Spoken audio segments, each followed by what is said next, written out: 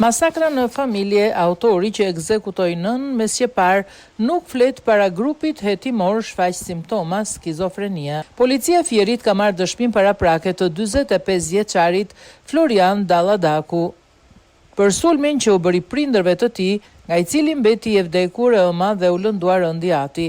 Burimet pranë grupit hetimor kanë thënë për mediat se 45 vjeçari nuk reagoi normalisht dhe se në vend të fjalëve bënte gjeste të pakuptimta tipike të një skizofreni.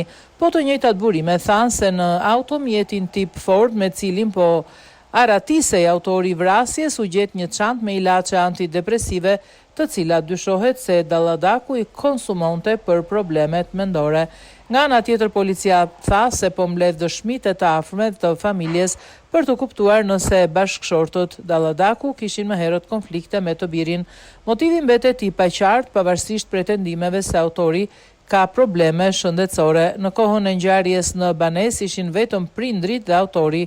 Mbrëmjen e së hënës në fshatin Zhym, Florian Dalladaku sulmoi prindrit me sqepar duke lënë të vdekur nënën e tij 80 vjeçare dhe duke plagosur rënd babain 77 vjeçar.